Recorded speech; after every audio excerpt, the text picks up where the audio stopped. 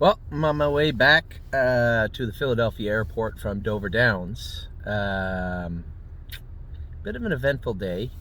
I got here at 1:20. There's Kenny. Kenny picked me up, brought me to Dover Downs to race Jazzy Judy. Now, Jazzy Judy was even money morning line, I guess even money when she went on the track, and truthfully speaking, probably the best horse in the race, maybe the best horse in the division, but I certainly drove her like she was the best horse in the universe. And it was not what you would call a heady drive. Leaving the gate, I see what's going on. Obviously, the 2, the 6, the 1, everybody's jostling for position. There's a big 5-hole going into the first turn.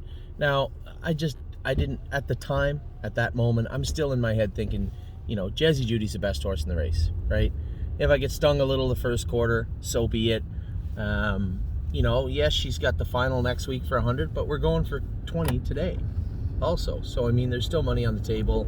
There was a big 5-hole. I could have get in it, and I said, I don't want to get drug out of the race. I land down 5th. The 6 horse gets to the front or gets in the 2-hole. There's a bad horse. I knew there was one other horse in the middle there I didn't know that I didn't think was very good. But at the end of the day, you've got to know where you're at. You got to know where you're at, and you got to know who you're racing against.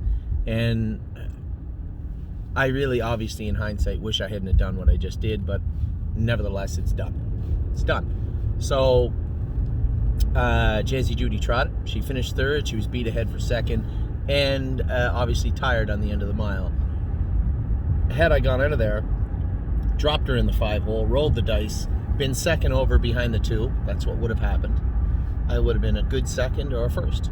Instead, I was a beaten 3rd, and not the way you want to drive a horse going into a $100,000 stake race. That's for sure.